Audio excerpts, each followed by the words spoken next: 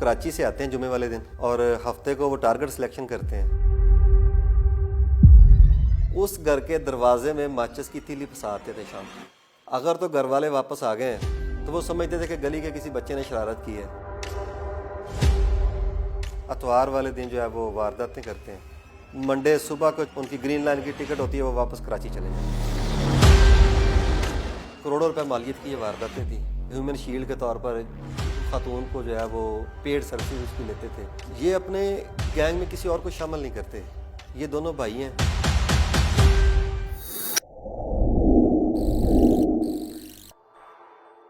मेरा नाम रहमान खावर है और मैं इंचार्ज इन्वेस्टिगेशन टाउनशिप तैनात हूँ। 17 नवंबर को हमें इतला मिली कि B1 जौहर टाउन में एक चोरी की वारदात हुई है। वो वारदात कुछ इस तरह थी कि घर वाले शादी में गए थे किसी में, तो घर खाली था। इस दौरान चोर घुसे। उनकी फुटेज वगैरह हमने जब देखी, उन्होंने मास्क पहने हुए थे और हाथों पे ग्लव्स पहने हुए थे उन्होंने, और सर पे पी कैप सी, मतलब उन्होंने पूरा अपने आप को छुपाया हुआ था। तो वो जब हम लोगों ने देखी तो कुछ चैलेंजिंग सा लगा हमें कि ये एक नई तरह के चोर आए हैं जो मुकम्मल तौर पर जो है वो अवेयर हैं कि कहीं फिंगरप्रिंट नहीं देना, कहीं फेस एक्सप्रेशन नहीं देना, कहीं आपकी बॉडी पोस्चर ऐसा है शो नहीं होना चाहिए। सबसे पहले हमें एक फुटेज मिली CCTV से कि ये इस रुख को जा रहे हैं। तो उस रुख को ट्रैक करते हुए हम लोग फिरोजपुर रोड पे पहुंचे। छोटी छोटी गलियां थी वहाँ पे। हर गली को जो है वो लोकल कैमरा से क्लियर करना पड़ता था। वहाँ हमें 2-3 दिन लगे, लेकिन आखिरकार हम लोग जो है वो उस गली तक पहुँच गए जहाँ जाके ये मिस हो गए थे। उस गली में कुछ 40-50 घर थे, लेकिन हम आइडेंटिफाई नहीं कर पा रहे थे कि इनमें से घर कौन है। खुफिया तौर पे वो जो बाइक वाली तस्वीरें थीं वो मकामी लोगों को हम लोगों ने दिखाई कि शायद किसी की पहचान में बंदा आ जाए, लेकिन वो सब के सब यही कह रहे थे जी हम इन लोगों को नहीं जानते। फिर हमारे पास और कोई ऑप्शन नहीं था। हम लोग वहीं पे सारी टीम बेस बदल के बैठ गए। दूसरे तीसरे दिन जो है वो हमें चोरों की बाइक से मिलती जुलती एक सस्पिशियस सी बाइक नज़र आई, तो उसे हम लोगों ने राउंड अप किया। जब साइड्स पे करके उससे इंटरोगेशन की तो उसने कहा जी कि मेरे अब्बू और चाचू हैं। बाप का नाम शहबाज है और तैयब है, जो दोनों बैनुल सूबाई जो है वो नकबज़न है, जिनके ऊपर 130-40 से ज़्यादा पर्चे हैं। इतने ज़्यादा पर्चों में वो रिकॉर्ड याफ्ता है, और ना सिर्फ पंजाब में बल्कि वो सिंध में भी रिकॉर्ड याफ्ता है। तो उससे पूछा कि अब वो किधर हैं। उसने कहा जी वो कराची से आते हैं जुमे वाले दिन और हफ्ते को वो टारगेट सिलेक्शन करते हैं। अतवार वाले दिन जो है वो वारदातें करते हैं, और मंडे सुबह को जो है ना उनकी ग्रीन लाइन की टिकट होती है, वो वापस कराची चले जाते हैं। इस दौरान हमें मालूम हुआ कि सिर्फ हमारी एक वारदात नहीं हुई।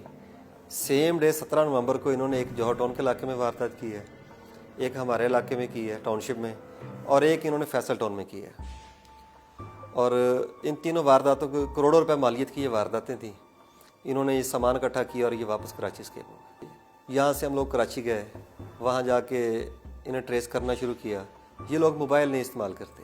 किसी ऐसी पब्लिक प्लेस पे जहाँ पे वाईफाई अवेलेबल हो, किसी प्लाजे में, किसी हॉस्पिटल में, किसी मार्केट में, वहाँ जाके घर से दूर जाके मोबाइल ऑन करना है और व्हाट्सएप पे बात करनी है जिससे भी करनी है, और वापसी वहीं पे मोबाइल बंद करना है और जेब में डाल के वापस आ जाना।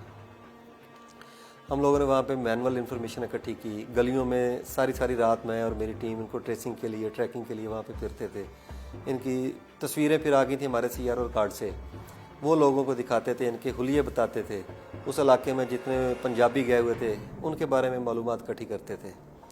तो चौथे 5वें दिन जाके हमें कुछ क्लू मिलना शुरू हुए कि ये कराची में इब्राहिम हैदरी के इलाके में जो है वो रह रहे हैं। तो एक प्रिसाइज इलाका हो गया मज़ीद। वहाँ से फिर उस एरिया में हम लोगों ने वर्किंग शुरू की। इस दौरान इनके इस्तेमाल में एक मोबाइल नंबर था, वो हमें मिल गया। जो इनका एक फैमिली मेम्बर था, वो सारी फैमिली से चोरी छुप के इस्तेमाल कर रहा था। उस मोबाइल से ट्रैक करते हुए हम लोग जो है वो जब इनकी लोकेशन ली तो इनकी लोकेशन आ रही थी सी व्यू पे। अतवार वाला दिन था, पैसे अच्छे खासे पास थे, तो सारी फैमिली मिलके एंजॉयमेंट के लिए जो है वो सी व्यू पे गए हुए थे। वहाँ पे एंजॉय कर रहे थे, समंदर में पानी और हल्ला गुल्ला वहाँ पे जारी था। इस दौरान हम भी उस हल्ले गुल्ले में शामिल हो गए, और जब हमें पुलिस को देखा कि लाहौर पुलिस यहाँ तक पहुँच गई है, फिर रंग फाक हो गए। पार्टी जो है वो रंग में भंग पड़ गया, डल गया। तो वहाँ से पकड़ा, फिर हम इन्हें साथ लेकर आए। यहाँ पे ला के इन्हें इंटेरोगेट किया। انہوں نے ایکسیپٹ کیا کہ ہم لوگوں نے یہ وارداتیں کی ہیں۔